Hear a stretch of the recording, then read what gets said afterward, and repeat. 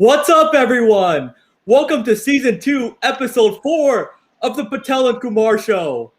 I'm your host, Shivam Patel, coming to you live from San Antonio, Texas.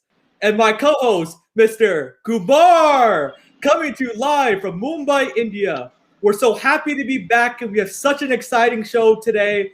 We have Lakers insider Eric Pincus is going to be joining us in a few minutes. But Mr. Kumar, what's up with you? I'm all well here in Mumbai, and it's a nice chilly evening here. And I can't be more excited because it's the fourth episode of Season 2 of the Patel and Kumar NBA Talk Show.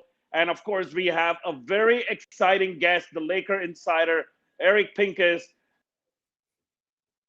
And we are also going to pay whose death anniversary recently. And we're going to discuss some huge performances by LeBron James, Steph Curry. So let's get on with the show, Mr. Patel. All right, let's get started. So that's a perfect segue. Let's talk about Mr. Kumar's favorite player, LeBron James. And LeBron James had 46 points in his homecoming back to Cleveland, Ohio. He was just playing unbelievable. He looked possessed, Mr. Kumar. And what a performance by LeBron James, especially on this road trip and showing out in front of the Cleveland fans. Of course, I mean, it was all going well, till probably the third quarter. And then somebody from the crowd heckled him and he got really mad about it. And then, it was just him taking over that game. The virtuoso performance in his former home team. But that's what crowds can do to you, Some people get inspired by it. Some people get hit by it. But I think it's former for LeBron James, who ended up with 46 points and, of course, taking over that game. And, of course, he almost had a fantastic game against Philadelphia 76ers as well last night. That is today morning in India. But the Lakers just falling short. Road game of the season. Right. They've been a lot better at home or on the road than at home, Mr. Kumar. You said that was their first road loss at home. They've lost 4 games, but I think they're much more focused, on the road. On this road trip specifically, they played well against the Bucks, against the Bulls. Anthony Davis had a huge game, took care of business against the Cavs. They almost nearly lost against the Sixers, but they have a chance to avenge that loss against the Celtics. But yeah, I think the Lakers are much more focused, on the road, especially with no fans. And so I think the Lakers are a much better road team than a home team. And I think it showed early in the season. Absolutely. But they just, after losing that game tonight, of course, they fall to second place in the Western Conference. And the Utah Jazz have been on a phenomenal run, winning 10 games in a row. And Rudy Gobert and Donovan Mitchell have been just fantastic for the Utah Jazz. And, of course, even Jordan Clarkson, Jazz, and like a team to beat in the Western Conference. And hello to Joel Joseph. Welcome to the show. What's up? Yeah, thank you everybody for tuning in. And if you have any comments, please put them in the chat section. They may appear live on the show, specifically, when Eric Pincus comes. So have your questions ready for Eric Pincus, who's going to be joining us in a few minutes. But yeah, speaking of the Jazz, Mr. Kumar, you're right. They've been the hottest team. I love the way they play. They play up tempo. They shoot a lot of threes. But they're not just a three-point shooting team. They play a lot of pick and roll with Donovan Mitchell, Rudy Gobert, and the defense can't leave the shooter, so that really opens up the paint for Rudy Gobert to just eat. Donovan Mitchell's been on a tear, whether it's driving to the basket, shooting threes. Jordan Clarkson, he just comes from the bench and just starts chunking threes. He's never met a shot that he doesn't like. So they have a great all-around team. Joe Ingles is a great defender. Bogdanovich is also a great shooter. So they have a very good all-around team. And I think, they had a great series last year against the Denver Nuggets, narrowly losing in 7 games. So let's see if the Utah Jazz could continue this pace in the regular season and maybe win a couple games in the playoffs. Absolutely. I mean, it's a long way into the season. I think Yeah. we've only finished about 25% of the games so far. So yeah, I mean, a long way ahead for all the teams. But yeah, I mean, I think the Utah Jazz are getting into a rhythm, and so is the Los Angeles Lakers. Uh, and I mean, we don't expect both these teams not. Uh, but I think the Clippers also are pretty much there, and the Denver Nuggets are playing really well, especially Jokic has been phenomenal, putting up monster numbers. Right, and the Clippers, Mr. Kumar, are flying under the radar. So, nobody's talking about them, but Paul George has quietly put together a nice MVP season. You're right, Jokic, his passing ability, he leads the NBA in assists as a 7-foot center. That's just awesome. I think he just has a great all-around game, and he's really fun to watch. But Mr. Kumar, what about Steph Curry scoring having a huge game? I believe he had 36 points against the Timberwolves, making 7 3-pointers, and he's really going to have to carry this Warriors team to the playoffs, put the entire team on his back. Past Reggie Miller last week in the all-time, 3-point made, 3-point field goal statistic. Team depends on Steph Curry. Steph Curry has to pretty much play like this day in and day out if he has to carry this Warriors team. Of course, they have some good support team in Eric Pascal, in James Wiseman, and other players. But still, I think, we don't know whether Steph Curry can really do this every single night. And that's the only problem for. Right, and Draymond Green has come back from injury, so that's helped, Steph Curry a little bit. But you're right. The defense completely focuses on Steph in their scouting report.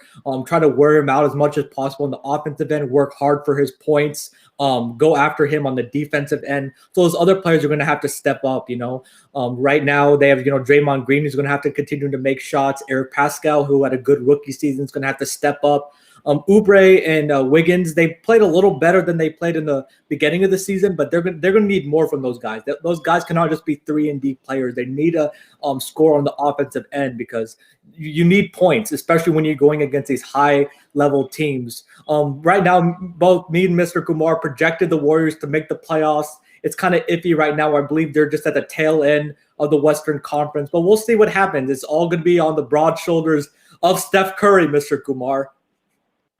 Absolutely. I think enough about the West. I think what's more exciting for me is the East. The Eastern Conference. Yeah, it's not the Eastern Conference anymore. It is not, especially after you have the big trio of James Harden, Kyrie Irving, and Kevin Durant playing for the Brooklyn Nets. And of course, Philadelphia 76ers have been phenomenal as well this season. They have had a good start. Hopefully they carry the momentum as well. Mm-hmm.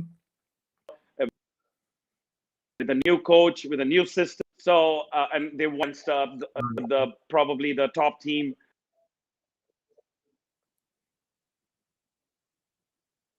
Yeah, they did win against, the top team, in the Los Angeles Lakers. But the Sixers have been my surprise team. Right now, a lot of people projected them to be 5th or 6th, the East, but they're coming in at number 1. I just love the way that the system that Doc Rivers has implemented, using Ben Simmons more downhill as well as Tobias Harris. They've really played through Embiid in the post. They just have him in the block, and he either he reads the defense. If there's a double team, then he kicks it out to the shooters and Seth Curry and Danny Green. If it's 1-on-1, he attacks. He's shooting less threes, attacking the basket more. The Sixers are a very potent defensive team. So I love the Sixers team, and I think this team has a great chance to make noise in the Eastern Conference, and I think they're better than the Bucks. So I think right now the top 2 teams in the Eastern Conference have to be the Sixers and the Nets right now, Mr. Kumar. Well, I think it's pretty much certain the top 4 teams are going to be the Philadelphia 76ers. The Milwaukee Bucks are also right up there. They have, after a very slow start, they finally found some rhythm in their game, especially with Drew Holiday and Chris Middleton and Giannis playing really well. Of course, the Brooklyn Nets are going to be up there. I'm really surprised. I mean, the way the Atlanta Hawks are playing, they're playing great basketball. And of course, the Washington Wizards and the other teams have had a lot of casualty in terms of COVID protocols. They have had to miss a lot of games. But at the end of the day, I mean, Cavs have been good. They've, of course, beat the Nets. But, Joel, I don't think the Cavs are right up there. And there's a lot of rumors also going around in terms of trade talks, in terms of probably fishing out, Kevin Love and other players. So it remains to be seen what happens before the All-Star break, before the free agency deadline hits the market. So, I mean, for me, it's been the top four teams like Sixers, the Bucks, the Nets, and the Boston Celtics. Yeah, I think that's a good top four right now. Those teams that kind of separated themselves. Yeah, speaking of the Cavs, they did. Colin Sexton played with his hair was on fire against the Nets, completely dominating Kyrie Irving, Kevin Durant, and James Harden. So I think that Cavs have a bright future, but right now, they're not going to be in contention, for a playoff spot. Or maybe they will be in contention for a playoff spot, but not a championship, contender. But Mr. Kumar, speaking of the Brooklyn Nets. Right now, they had a nice win against the Atlanta Hawks, last night. So they're still trying to get adjusted. They ended up beating the Heat twice. I know the Heat have been having a lot of injuries. But what have you seen so far from this Brooklyn Nets big three? Have you seen them mesh together well, Mr. Kumar, or they're still going to have to figure it out? I think they still have to figure it out, especially defensively, because they don't have a really good bench out there.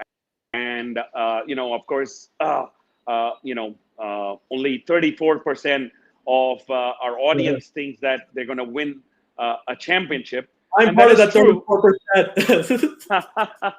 Well, I mean, you've been calling out the Nets even before the Harden trade happened. So I'll give you props for that, because nobody expected. I mean, well, people did expect it, but nobody thought that it would happen so soon. But they played a great game against the Hawks. They lost one game, and then, of course, they won the second game in overtime. So there's still some experimenting that needs to be done by Steve Nash. Right. Defense, a lot of work on defense. They did hold the Miami Heat to just 85 points, but that was without Duncan Robinson. Tyler Hero and Jimmy Butler. So once they come back in, it becomes a little bit more difficult. And of course, Bam Adebayo has been amazing as well. Right. And, the Nets, they struggle with defense. Exactly. They also struggle with rebounding. They get out rebounded a lot. A lot of teams have second chance opportunities because DeAndre Jordan is really the only center. It almost came back to bite them last night against the Hawks, but they made enough defensive plays down the stretch to be able to get that win. Kevin Durant had a nice weak side block on John Collins. They really bottled up Trae Young and threw a lot of multiple defenders at him.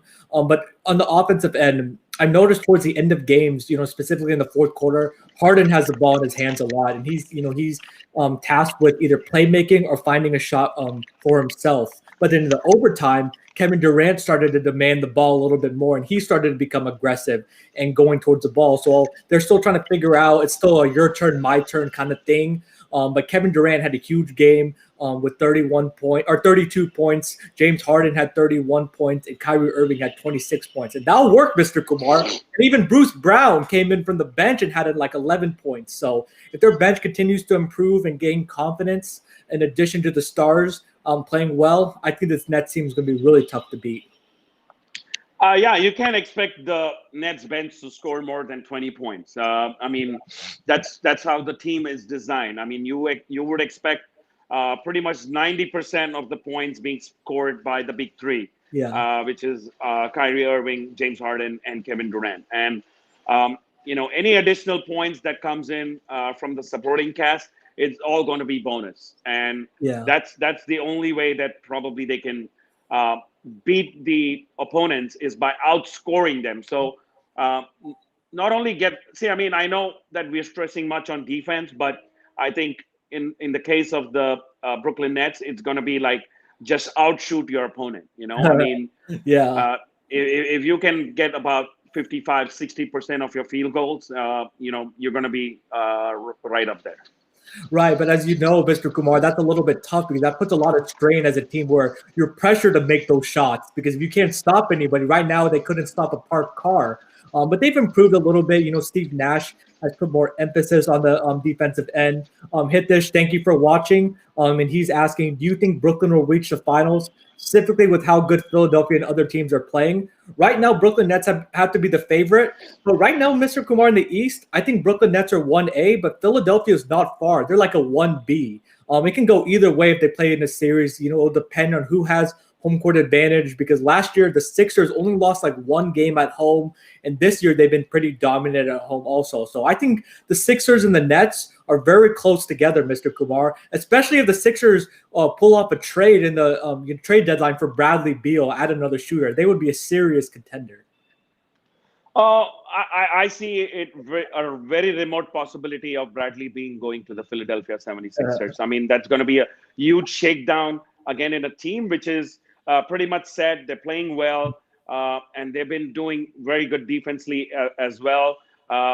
Especially, I mean, it's very tough for a team like Brooklyn Nets to stop somebody like a Joel Embiid. They don't really have that manpower to do it. Yeah. Of course, Brooklyn lacks serious depth and have chemistry issues, but they will overcome that chemistry issues pretty soon. Yeah. Hitesh, I know if you were the GM of a team, probably you would trade Kyrie for that depth. But I think I wouldn't do that because I think, as in my opinion, 30 points each. That if you average 30 points for the big three, the chances of you winning the game are pretty high. They really are, but they're still going to have to figure out their pecking order, specifically at the end of games. Who's going to be their closer? And their closer should be Kevin Durant, Mr. Kumar. He's the best player on the team. He closed twice in the 2017 and 2018 NBA Finals. James Harden has shown that he really can't close a lot of games. He struggled with that in Houston. So I think Kevin Durant needs to demand the ball more in the fourth quarter and take that final shot because he'll always make the right play, Mr. Kumar, whether it's for himself or for his teammates. But I love what Harden is doing so far. He's been, I think, better than I expected. He has a great balance of when to know when to shoot and then when to play make. So his playmaking ability is incredible. And it's all about winning for this team. It's a championship or bust season, for the Brooklyn Nets. And Joel's asking, how about the rookies this year, LaMelo and Wiseman? So what do you think about the rookies, Mr. Kumar, and their performances so far? In my honest opinion, I think Wiseman has been better than LaMelo. I agree. In fact, even Halliburton for the Sacramento Kings, is right up there, in terms of winning the Rookie of the Year. I don't think LaMelo, has really performed great in terms of the rookies.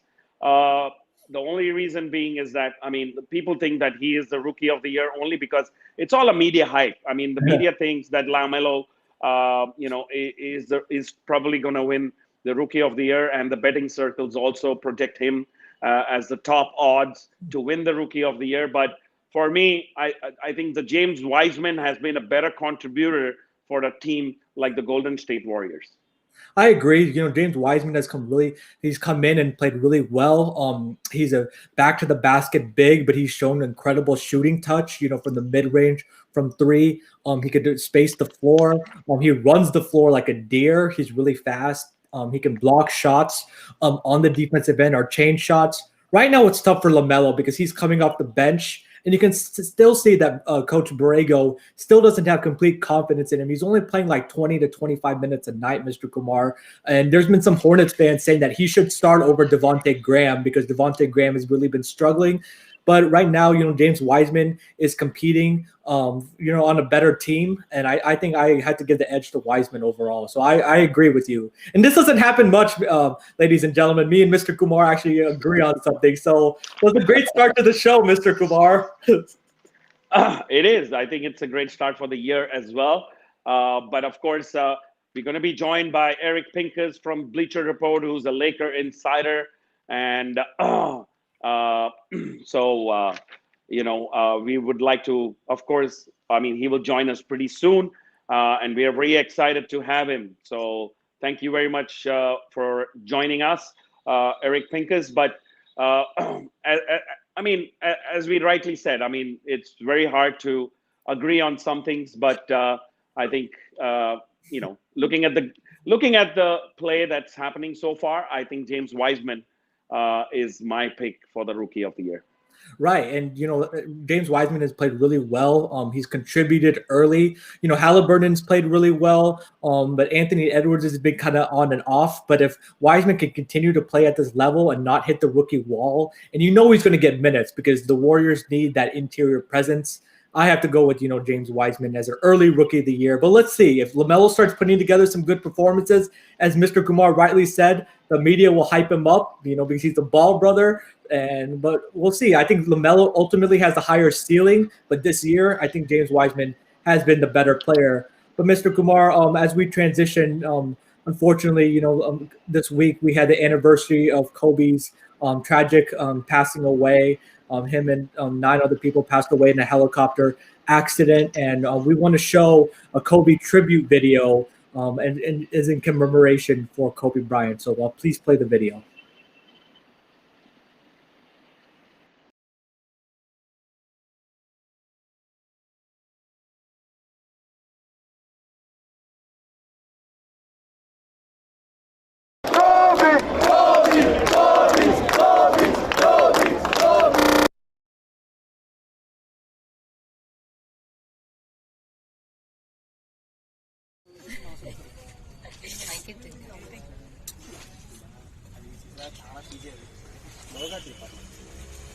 తొందర క్లారిటీగా పన్నది స్లోగా తీరాలి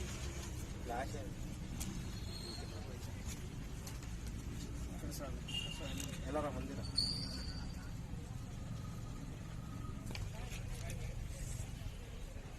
video పాడాలి.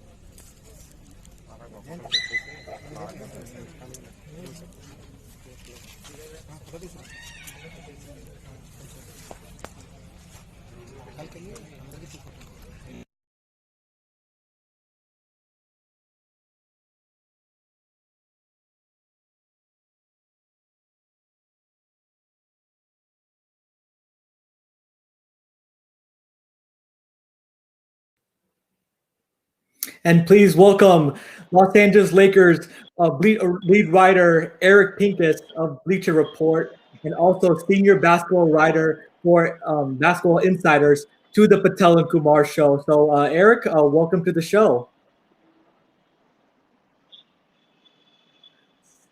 So I wanted to ask you about the legacy, of Kobe Bryant. So what are your thoughts, having covered him, for multiple years?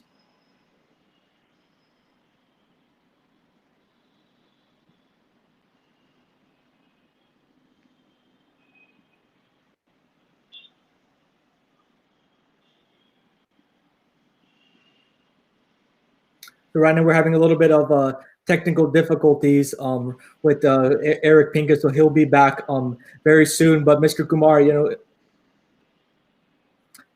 welcome back, Eric. Try that again. And can you hear us? Yes. There you go. There. I got better. Yes, it's a lot better. Yes. My mic wasn't turned on. No problem. Sorry, guys. My bad. That was on my end. No there's a button I have to press, and if I don't press it, the mic doesn't work. So go figure. I'll say that again. I started covering the Lakers in the early 2000s, around. I guess it was actually the year that Karl Malone and Gary Payton were on the Lakers. So if you know your Laker history, you have the context. I obviously there was a lot of attention on Kobe, and it was certainly interesting to get to know him over time, especially as the team kind of they won, and then they lost for a little bit. They didn't make the playoffs. They were pretty lousy. Kobe demanded a trade. There were all this drama, and then they got back to the top. So I got to know him around that time, and then all the way through kind of his adulthood and tearing his Achilles and retiring, and a little bit after he retired, I got to talk to him 2 or 3 times. So it was wonderful to see him grow up, because I started watching the Lakers when, way before he got there, but when he was an 18-year-old kid, and to see his life's journey, it still hurts a lot. It's a year after. I was more emotional the other day. Throughout the year, there would be waves of emotion. It's tough when you lose anybody, but he was someone who meant a lot to the world. He was someone who was very kind. He was, he would challenge you, and you would have to challenge back a little bit. He was not somebody who would let you walk over him. He had a strong personality, but he always took the time to answer questions, win or lose. He was someone who I really admired. So it's still a tough loss, for sure.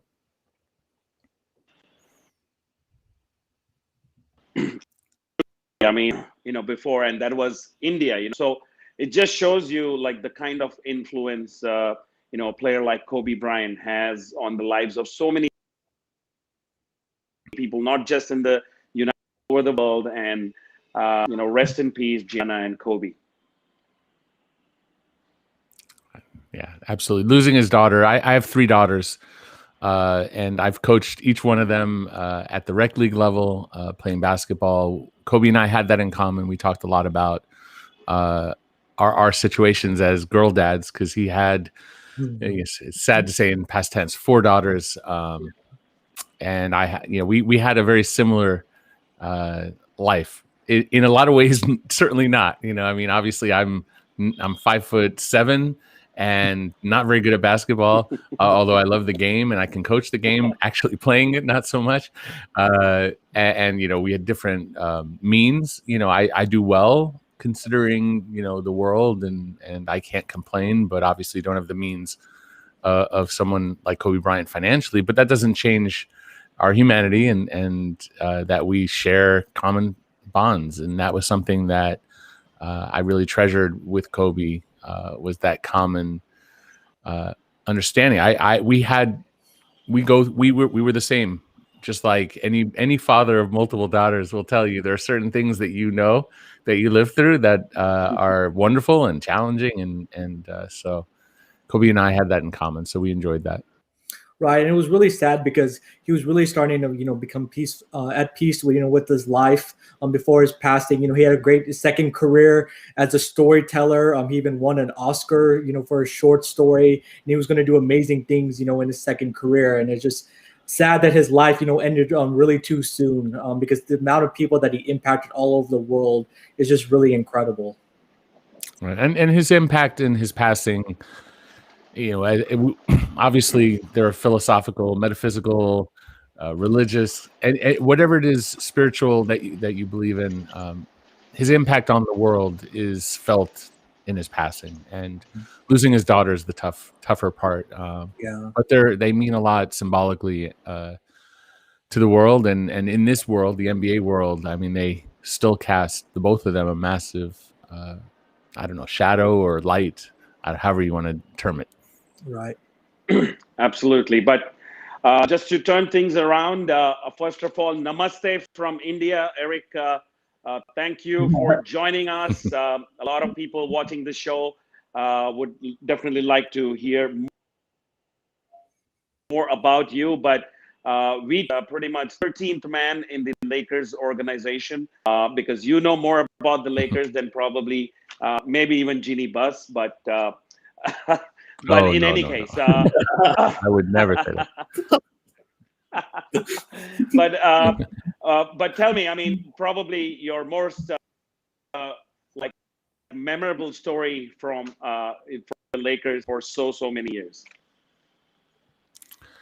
Well, I mean, there are so many. I mean, really just little things of being in the building for the first time at Staples Center for me meant a lot. That was something that I realized that I was an opportunity that I could take advantage of, that there was a job where you can go to basketball games and get paid to be there when I was already paying to go. So, the memories for, it's almost 20 years, right around 20 years, I guess 19 years, something like that, are there's so many. And a lot of it, I would say the most important ones are probably the personal relationships I've made throughout, be it with people, other media members, people who work at the Staples Center, not even necessarily for the Lakers, people in and around the Lakers organization, including the players. All that is, it's treasured memories. The most significant moment probably that I covered was when Kobe tore his Achilles. That to me, that was. It was surreal. He had gotten hurt multiple times in that game, and it just felt like something was happening that was kind of out of all of our control. And then he went down, and he was clearly hurt. And then he shot his free throws, and then left, and it was clear that something bad, was. And then the news came out that it was the Achilles. And in the NBA, there are worse injuries technically, but as far as normal injuries, that's probably the worst one. ACLs are bad, but modern technology has really helped players get through that.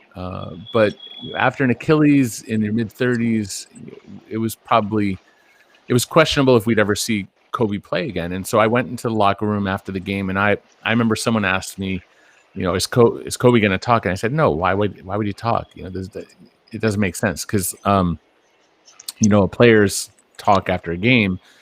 And Kobe probably 99.9% of the time, or maybe even 100% of the time, spoke to the media. But if you're injured, you have no obligation to talk to the media. Like if you got to go rush off, to the hospital and have surgery in the morning, like I was like, don't talk to us. But because I was, I guess, a veteran at that point, he came out of the locker room on crutches, and I knew where he was going to go to because I just had a gut feeling. So it wasn't quite at his locker. It was next to his locker, closer to the shower. And I made a beeline to where he was going before he got there, which is a defensive principle in basketball, by the way, right? That's like the idea.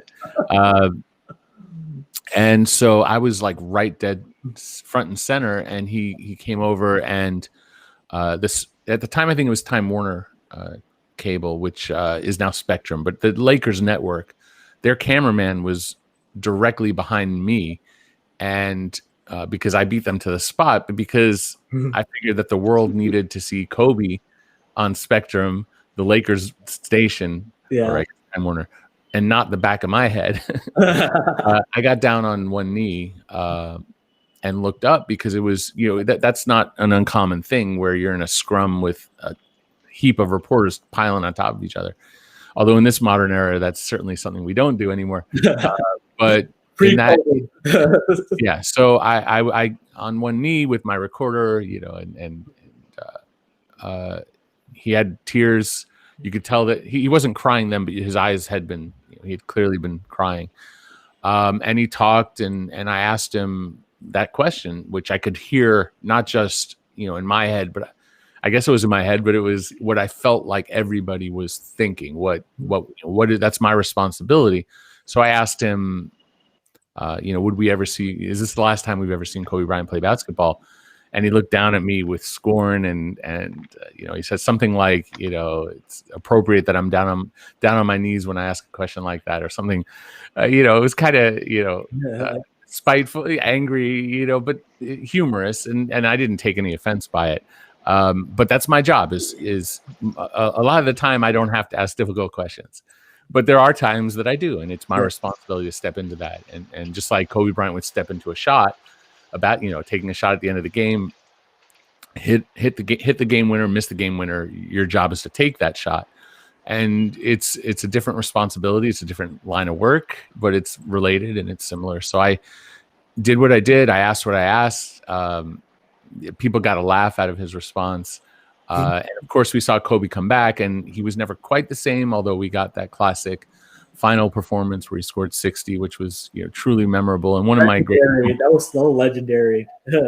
it was ridiculous. And one of the great things about that moment was how, as a reporter, you're not supposed to celebrate the moment. You're supposed to be very serious and not like cheer. And I'm good at it. It's like I cheer at my kids' games. Right, when my girls are playing, I cheer, and if I'm not coaching, I don't cheer. But if I'm in the sideline, I cheer and I yell. I don't do that at NBA games anymore.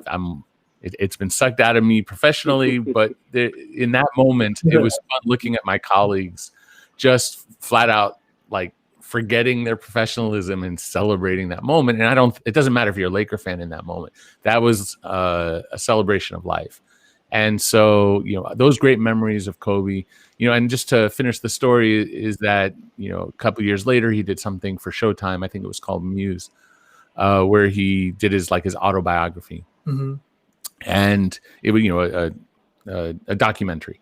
And I got to go to the premiere of that. I don't know if it was the premiere or if it was a showing for the media, but Jeannie Buss was there, and believe me, Jeannie knows a lot more than I'm good at. Maybe I can argue that I know the salary cap in more detail than Jeannie Buss. But anything else? No, I'm not going to claim that at all. She's a legend, and I have great respect for her leadership, especially as a woman in this field, which is a minority, and she's look at the job she's doing right now. So it's.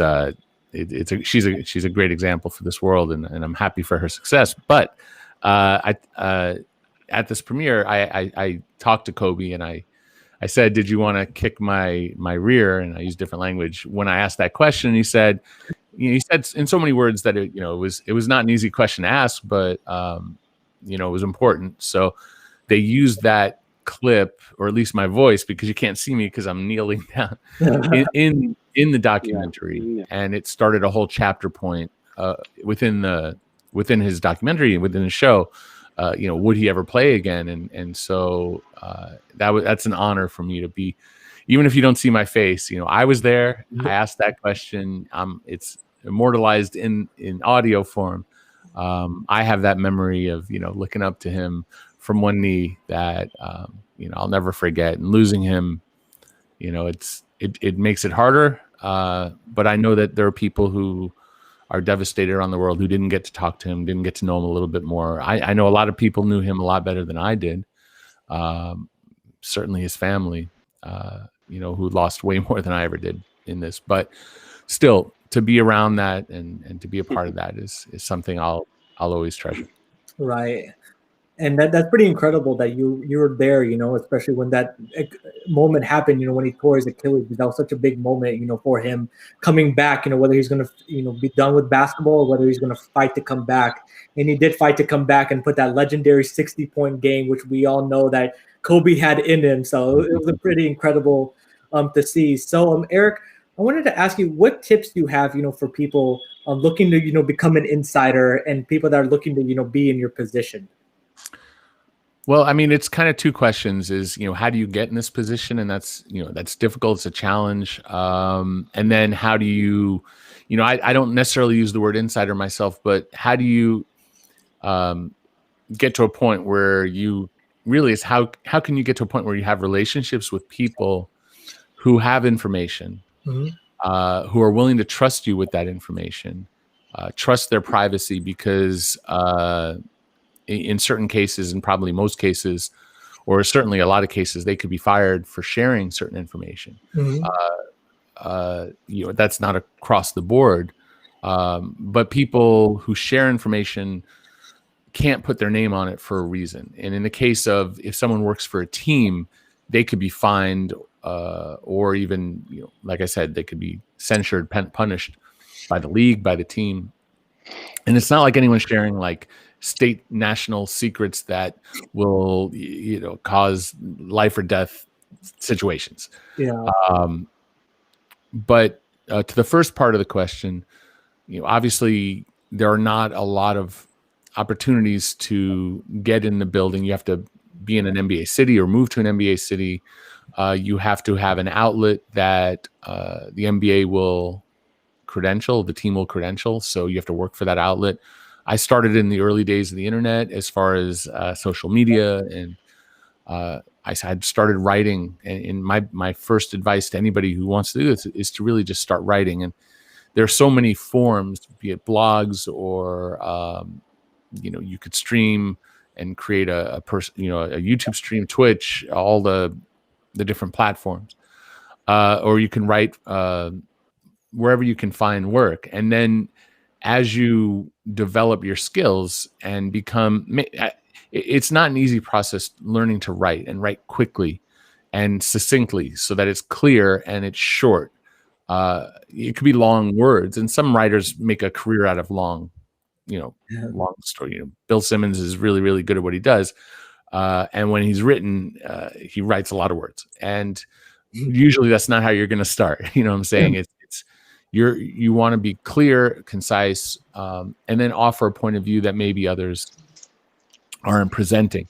And that doesn't mean you need to be wholly unique, but and then from there you need to find a job, find someone who will, even if it's an internship. I mean, when I started, it wasn't called an internship, but I wasn't really, maybe I would get $35 a month in the early days for writing, in the very beginning. And eventually it started to pay, a few hundred or whatever it was. And then over time, I took, I wrote for Hoops World, which is defunct, but is now really what Basketball Insiders became. I got a job with the Los Angeles Times, and that took 2 interviews over a 2-year period, where the first interview I didn't get the job, and then 2 years later the same position opened up and I did.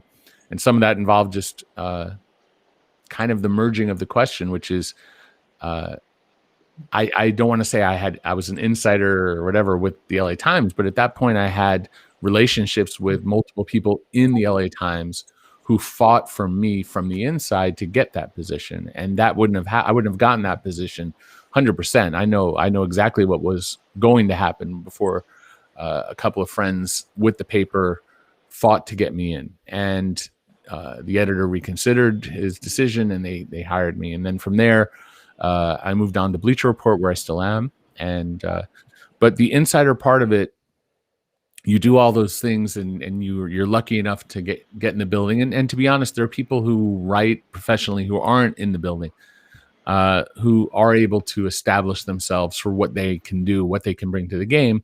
So it's not 100% a requirement. Obviously, it's a different aspect of it, but being there helped me meet people. And then it's not like a selfish thing where I'm meeting people to get information from them. I'm just making friends over many years and being responsible, being a good person. I try to be friendly it's not even try. To me, the world is a better place if we're all just generally kind to each other. I know that sounds outrageous, and in this world, especially in our country, where what we've gone through over the last several years, where we have, great division among philosophies or whatever, and I don't want to get into that aspect of it. My point of view is just be kind, say yes more than no. Try not to say no when you can avoid it, unless it's harmful. Generally speaking, treat someone like you would want to be treated, and if someone is sharing something with you that's sensitive, then you keep it sensitive. And if someone says, I'll ask somebody, hey, I'm writing on this person, can I get your point of view? And they know I'm going to write on it, but I'm not going to use their name. If I'm going to use their name, I'll say, can I use your name? And they'll say yes, or they'll say no. And if the answer is no, that's fine. It's not an insult to me. And I have to respect, there are times I might reach out to somebody who's connected to something and they won't respond. And I have to not take it personally and understand maybe it's sensitive. One last little tidbit is, generally speaking, if I have a friend with a team, I generally don't ask that friend about what their team is doing, because that's more sensitive. Yeah. That's where they could get into more concrete trouble for leaking their news. And the last thing I want to do is gum up my friend's situation. Right. Yeah. And then additionally, To me, breaking a story, I've broken stories throughout the years, plenty.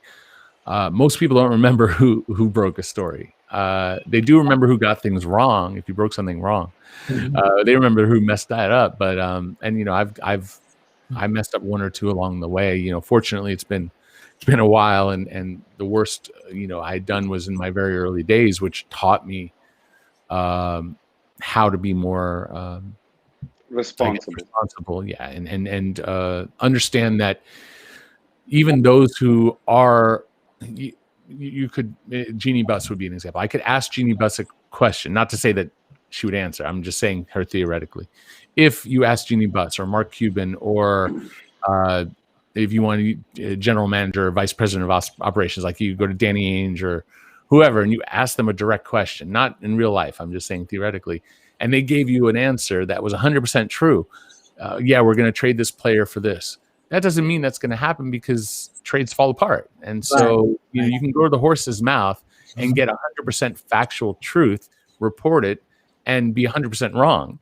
And it's not that you're not right. It was going to happen, but it didn't happen. And those examples of those names are just nonsense. But examples of how it works. So for me, breaking stories is not as much the goal. So if someone gives me something, I'm not going to rush to be the first. I'd rather know what's going on, have intelligent background to what it is that I'm writing. In theory, sourced information that represents the truth of what's going on, but not saying this is going to happen as much as, this is where teams are and we'll see where they go. Right. And I'm not going to rush to get something out so I get a headline and then get a bunch of clicks right away, when I'd rather just have years of quality work. And that's my approach. And that's, it's not going to work for everyone. And I have great respect for guys like Shams Charania and Adrian Wojnarowski and others in our field who are the top of the news breaking aspect of our business. And they do great work. And I can only imagine how hard and complex, lengthy their relationship building time is spent, because they clearly have relationships across the gamut of people who go to them first with breaking stuff. And I know there are people who go to me first when it comes to complex salary cap stuff. It's not for everyone. That's what I love, and that's You're the expert in salary caps.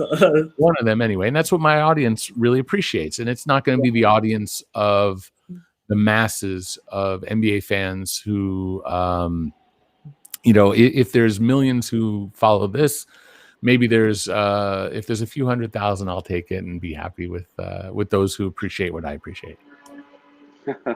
But I know Hitesh Ranglani was one of our audience who really liked whatever you said, and he was like, if working for NBA or basketball would be probably his dream job.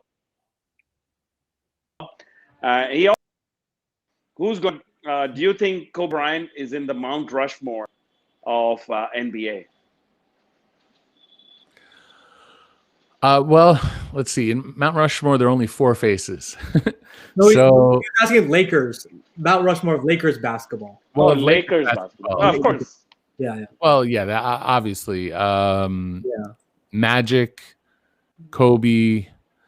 You probably do Jerry West because of he's the one who got Shaq and Kobe to the Lakers. He's the one who got the Lakers their first championship in LA. Of course, if you really go back far enough, you put George Mikan on. If you want to really represent the eras, it's probably George Mikan, Jerry West, Magic Johnson, and then Kobe. And then you have to kick out one of those for LeBron. So, if that means George Mikan goes, then George Mikan goes. You also missed out Kareem Abdul-Jabbar. Right. And if you ask me who was the more important basketball player on the court, it might be Kareem over Magic. I mean, if you really look at the history of it, at the same time, if you're talking about the first half of the 80s, that's the answer. But if you're talking the second half of the 80s, then it's Magic. But Magic's personality and what he meant to the NBA, the NBA struggled through the 1970s. It was fledgling. And then you had the Magic Bird era, and so much of that was built on the charisma Magic Johnson, not just his personality, which is off the charts with charisma, but also the way he played with that flair. He popularized the game. He nationalized it. It became. I know football is probably the number one American sport, and baseball is the American pastime. But it put the NBA in that conversation, and I think Michael Jordan, the next decade, globalized it and made it a world sport. Maybe more than American football, maybe more than baseball. It became, as your audience will know, it's. I mean, there are different sports in different countries, from cricket to things I don't know anything about. But the NBA is massive, and it doesn't get there where Michael Jordan put it without Magic, and then Kobe carried on that legacy. And if you see the video or the pictures of Kobe, I guess video is the best. Kobe going to China for the Olympics, and the crowd, that's crowd. LeBron was reported, I forget who reported it or what the exact quote was, but something along the lines of him saying that he thought he was famous until that moment with Kobe, when he saw how famous Kobe was. And what LeBron's doing with his career and what he's doing with his life is as a leader and really in a lot of ways a humanitarian. I have a great respect for what he's doing. He's carrying forward these great legacies. It's hard to say for, if you drop off someone, Jerry West is with the Clippers, so you drop off Jerry West, and if you want to act Kareem, that's fine. Shaq played for too many teams. It's tough to narrow it to four. Certainly Kobe, certainly Magic. LeBron has only been a Laker this is just the third season, so I would say if you really want to place LeBron on there, he's got to win 3 with the Lakers. Yeah. I don't know if that is enough. I mean, that's a good criteria to have. Because all those other guys have won multiple championships, with the Lakers. Magic won 5, Kobe won 5, Shaq won 3 with the Lakers, 4 overall, but 3. Yeah. LeBron has 1, and that's compared to most teams that don't get 1. You have your teams that do, your Celtics and the Warriors and the Bulls, and the Heat got a few, Spurs. Who else did I leave out? Maybe the Sixers have won more than 1. Not many teams have won even more than 1, right? The Pistons have won more than 1. Yeah, it's one of those things where, the Laker fans are spoiled. And in part, the reason why they are so massive in numbers is because the team has won so much. So I don't know what LeBron's going to do this year, if they're going to win this year or not. They're obviously one of the favorites. It will be difficult for them to do so. And then looking into the future beyond that, who knows? But he's got to get to 3 if you really want to say the Mount Rushmore of Lakers. Yeah. And speaking of LeBron, India super fan Bhushan Suravansky, who's a huge Lakers fan, he's asking what would be the best time for LeBron to retire. As fans, we don't want to see LeBron retiring with an injury. Yeah. Well, I would say the most likely scenario, who knows if it's likely, I guess the dream scenario is the best way to put it, for LeBron is to play with his son. That's what he's expressed. Yeah. Bronny or LeBron James Jr. We don't know if he's NBA caliber. He's still a sophomore in high school. He needs to grow a little bit, and his game needs to grow. And you can imagine that even if he was a second-round pick, that teams would be clamoring to get him if it meant that they could also get LeBron at the minimum, if that's what LeBron wants to play with his son. So I don't think, the rules as they are now, you have to go to college for a year. So you have his junior year, his senior year, and 1 year of college. So like 3 years before he's even in the league. So, or if they change the rules, which they might, there was some momentum to change the rules to get rid of one and done before, the shutdown. And I don't think it's top burner. I don't think that's the priority right now. So maybe 3 years. I think LeBron certainly, he's under contract for, about that. He's got 2 more years after this? I'd have to double check. I've lost track. Player option, yeah. Right. So we'll see he doesn't have a player option now that I think about it. I'll pull it up. But basically, I think you want to hope that he doesn't have what happened to Kobe, that he doesn't have a massive injury. Yeah, LeBron has 3 years. He's through 2023. So, the way Kobe went out was spectacular in his own way. But most superstars have a devastating injury at some point and are trying to carry their game forward and don't retire in time and have a few years where they're not quite as good. Some retire early. Jordan retired early, came back. A guy like Larry Bird had a couple of down years. I'm trying to think of who's a good example. I mean, there are players who retired early. You would hope LeBron continues and stays healthy the way he's playing right now. I don't think he's the athlete he was in his first 5 to 8 years of his career, but he's still, an absolute elite monster of an athlete. And then what's grown in his game is his ability to, see the floor, see the game.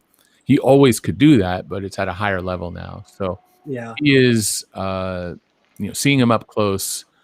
He's as good as anybody I've seen. I've seen some great players. I've seen Kobe and Shaq in their prime. I've seen Jordan play.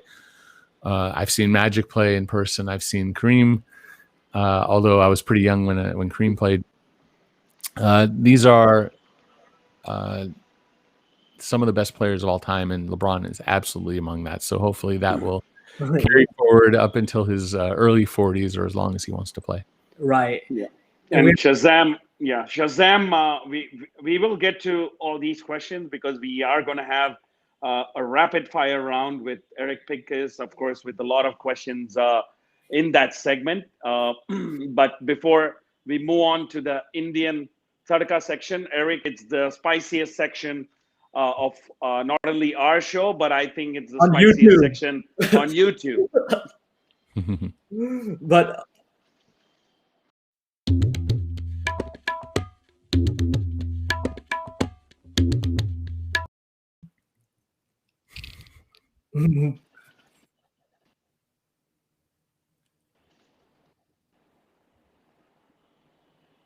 welcome to the Indian Third segment, the spiciest segment on YouTube, and we have Eric Pincus here, so is he getting even more spicier? So Eric, I wanted to ask you, do you have any inside information on when the Lakers are going to be coming to India? Well, I don't know about inside information. I will say that the situation, the worldwide situation, has really kind of hurt the plans. I know that NBA India is something very important to the league. It's something that they've invested a lot of time, money, and resources into. And every year, teams, well, except this year, every normal year, teams are traveling for preseason games overseas. They've done China, they've done even actual games during the season in Mexico City. That's a very, very important goal for the NBA, and NBA India is a huge part of that. And the Lakers, being what they are, I can guarantee would be one of those teams headed to India in the first 3 years of whatever it was that is happening. Teams usually get a year off. So if you go 1 year, the next year you don't go overseas, and then the year after you do. So I don't have a timeline because international travel is a problem. So you tell me when the world is back to normal, and then give it a 3-year window after that. And I think you'll maybe it's closer to 5 now because we're sort of set back. So within 5 years, I'd hope that you'll get a chance. Hopefully LeBron will still be LeBron at that point. Maybe you'll have Bronny on the team as well. Bronny and LeBron, there you go. Father-son duo. Can you at least guarantee us that you would put in a word to Jeannie Buss and Rob Pelinka that the Patel and Kumar NBA talk show is really wanting the Lakers to be in India for the... So, of course, we had the NBA India Games was hosted for the first time in India. We had an NBA exhibition game between the Indiana Pacers and the Sacramento Kings. We have it this year because to make is you're going to go get this message across to Jeannie Buss and Rob Pelinka. Yeah, exactly.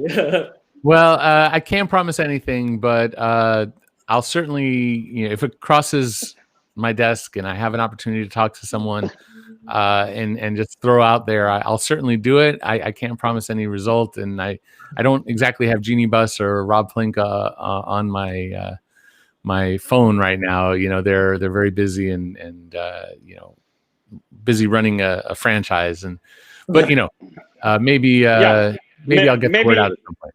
Yeah, maybe like a hallway talk, just There you go. Well, I have to get you get in a hallway with them first, and we just there are no hallways right now, so I'm at home. This is a quick word. Hey, Patel Kumar said, "Jake, come to India." Okay, I'll work on it. Maybe. All right, you got it. I'll do it. We'll see. Okay, so we're gonna have a very quick rapid fire round. We'd like you to be like totally honest as far as possible. I know we're gonna probably try and put you in a fix in some of the questions, but nevertheless, well, LeBron or MJ? At this point, it is neck and neck. I still think that you go with 6 championships. You have to go with Michael Jordan for now. Give me another year or two. And this is a very different question, especially if LeBron wins 1 more. It's a very different question. LeBron wins 2 more. You're going to go with LeBron based on longevity. Michael did not do what LeBron has done over this period of time. Michael Jordan's career was relatively short comparatively. So that's going to be the difference. LeBron will pass MJ if he wins 1 or 2 more. I haven't decided if it's 1 or 2 yet. We'll revisit when after that. So we have a little friendly competition, Eric. I'm a MJ guy. Of course, Mr. Kumar is a LeBron guy. So we always ask our guests, LeBron or MJ. So I'm glad right now he's siding with me, but we'll see what happens in a couple of years and after a couple more championships. But Eric, greatest Laker. If you had to choose one Laker that you would, want to win a game with, like your life depends on it, which Laker would you choose? I mean, you'd win or lose with Kobe. And obviously there's the sentimental value, but I still, even before he passed, had him atop the list. Magic was amazing. Kareem is a legend. Shaq was overpowering. LeBron and right now is amazing. Jerry West doesn't have a great finals record, so he's out. George Mikan was perfect. Every time he went to the finals, he won. But I'll go with Kobe. Okay. Who do you think are the better duo? Magic Kareem, Kobe Shaq, or LeBron and Anthony Davis? I mean, sentimentally, it would be Kobe Shaq, but reality is that the Magic Kareem was more dominant for a longer period of time. If you look to how many times they went to the finals over that period, I mean, it was like 8 times, was it, in 10 years or 11 years, something like that? I mean, you can't argue. LeBron AD is an unwritten story. We don't have enough information to make that claim. They're 100%. So by percentage, they're number 1. But the proven reality is Magic and Kareem. All right. And what about the better Lakers team? The 86 Lakers or the 2000 Lakers? The Showtime or the Kobe Shaq? Definitely 86 over 2000. Now, if you want to say 2001, now we have a debate. That was the team that went and lost 1 game in the finals. Yeah. And that team, because in that first year, that Laker team did not know how to win yet. They figured it out as they went and barely got it done. The Pacers gave them some scares. The Blazers took them to the precipice of disaster. Shaq had never won and was someone who was considered somebody who would never win. It's easy you look at players right now and you say, James Harden will never win. Some people will say that. His style of play doesn't translate and he'll never win. Well, if he wins, now we need to rewrite that story. And that's who Shaq was in that era. He was somebody who was never going to win. And then he won. And so I don't think that Laker team could have learned how to do that against that Laker 86 dominant team. But the next year, that would be amazing to see. So the physical dominance of Shaq versus Kareem, but Kareem with the skyhook, it would be fun to see. If you could, alternate realities, actually see that would be something. Okay. So last Laker-based question is, who was the better coach, Pat Riley or Phil Jackson? Well, I think you got to go by overall career. So if you say Laker coach or if you say overall coach, I mean, Phil Jackson's track record with the Bulls, and then the Lakers, and then the Lakers a second time. I think you overall say Phil. Riley's impact on the game is amazing. What he's done with Miami, he's won championships there. So if you take Riley as an overall force, it's a little more even-handed, right? Because he has those rings with Miami that he didn't. He only got so many in LA. I love what Pat Riley did and what he represented. I met him as a kid at a clothing store in Beverly Hills. my folks were getting me a suit. I was probably 12, and he was at the store. It was Rudnick's or something like that. It's long gone. And he had his slick back hair, and he was really friendly and cool. You know, I saw him last at UCLA. Gosh, time has flown. The summer before the shutdown, and we talked briefly. Mostly, I was talking to someone who was with him.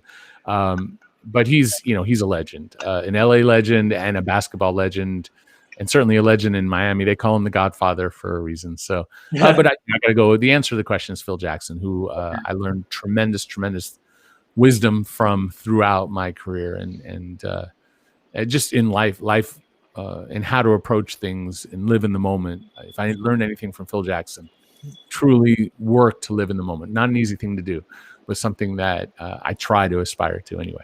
Right, and we're getting great comments from the audience. Bhushan saying that Eric Pincus added that LA spice to the show. So we're getting a lot of great audience comments. It looks like Bhushan agrees with you, Eric, that Phil Jackson is the better coach.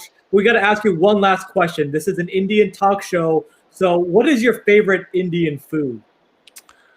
So I'll say that my wife loves Indian food. And so she's brought that into our home, whereas I was pretty ignorant of it growing up. She regularly gets like samosas, and curry is certainly something that we'll have on occasion. I like naan and masala dosa. Am I saying it right? Yeah. It's probably terrible. Nice. Tandoori chicken's probably a very Americanized version of. There's an Indian spice market. I forget the exact name. Indian. I forget. It's right on. It's on Venice, if you know Los Angeles, Venice, and right by Main Street in Culver City. And I go there. Mostly, I go there to get okra for my wife. She cooks up okra, and they have it in a bin, and I just get a bag full, and she cooks that up. But I get her a lot of takeout there, and get something for myself as well.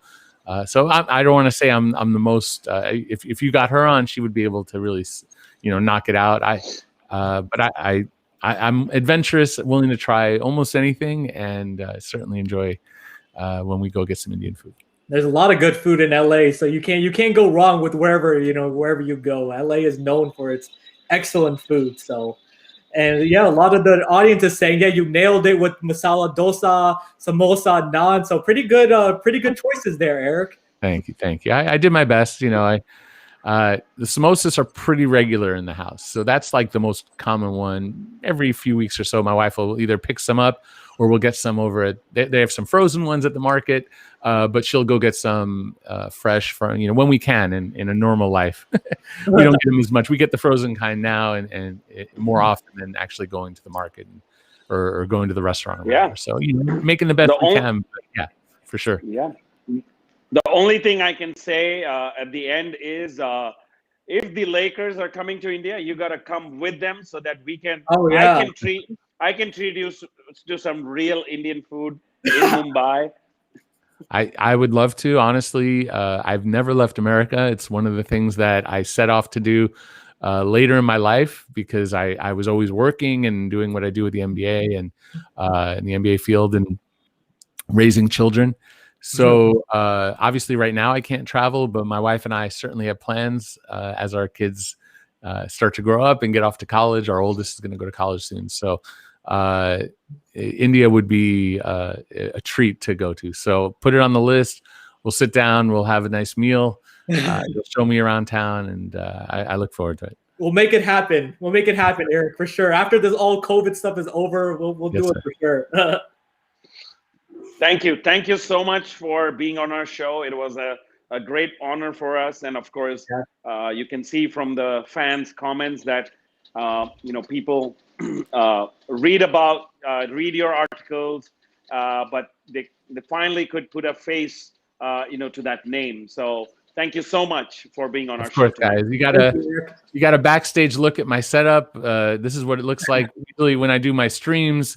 There's I've got actually it's Oracle Arena is usually the backdrop I have, but it's nice. It's 8 a.m, which is kind of early for me, but to jump on with you guys was an honor and a pleasure. And I know basketball's basketball. If you love basketball and you're in India or anywhere on this earth, you've got good taste. So I hope to join you one day in India and just see the country. I've heard wonderful things, and I know it's going to happen eventually. We'll get back to normal, and I'll get out there. We'll sit down and have a nice some naan, and I don't know what kind of beverages, what you would call them, but we'll have a nice beverage. Absolutely. Thank you. Thank you, and I'm excited to see you in India. Thank you so much. Thank you for your time, Eric, and best of luck this entire season. Thank you. Thank you.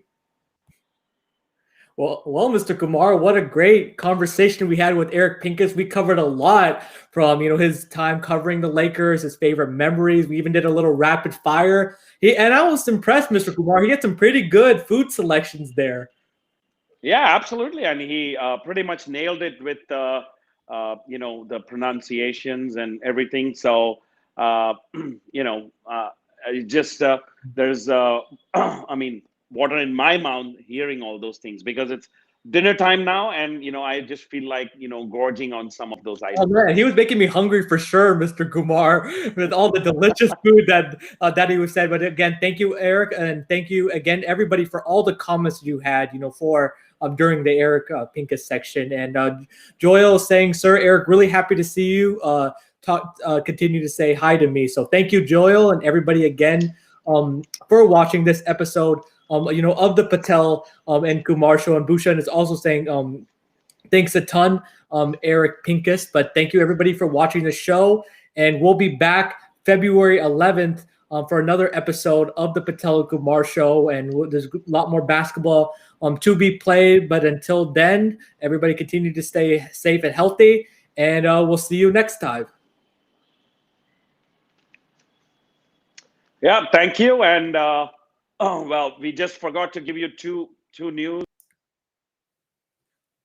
which is that, of course, wanted to cover that, but we will cover next episode is Anita Paul Dure, who has received the Padma Shri Award, which is probably one of the highest civilian awards. NBA India, just made an announcement of tying up with Prasar Bharati, the government media channel, Doordarshan, and they are airing. Once again, there is no NBA games yet, and the only place to see that is on the NBA League. So once again, please comment and subscribe to the Ekalavyas YouTube channel, the Patel Pick and Roll Sports YouTube channel, and of course, follow us on Twitter and Instagram at Patel and Kumar. So thank you very much for being here tonight. Thank you to Eric Pincus for bringing all the inside information. Patel, thank you very much for hosting the show. Thank you. Yep, thank you again, Mr.